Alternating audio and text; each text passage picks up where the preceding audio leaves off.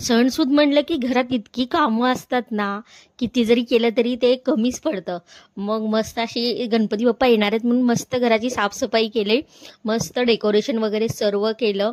मग या या सगळ्यामध्ये मग गणपती बाप्पांसाठी छान असं नैवेद्य बनवायचं होतं, पण वेळ खूपच कमी होता. मग मी पटकीझट ना मस्त असे ओरिओ बिस्किटचे मोदक बनवले. इतके टेस्टी आणि अप्रतिम होतात, काय सांगू तुम्हाला. ह्या पद्धतीने एकदा नक्की रेसिपी ट्राय करा. लहान मुलांपासून ते मोठे सगळेच आवडीने खातील. इतके टेस्टी आणि मस्त असं बनून तयार होतात. अगदी 5च मिनिट लागतात, फार वेळ देखील लागत नाहीत, पण खूप टेस्टी आणि अप्रतिम असं मस्त असं मी गणपती बाप्पांसाठी ओरिओ बिस्किटचे मोदक बनवले आहेत. खूप टेस्टी आणि अप्रतिम झालेले आहेत. घरात सगळ्यांना खूप आवडले, अर्णवला सुद्धा खूप आवडले, सगळ्यांनी आवडीने खाल्ले.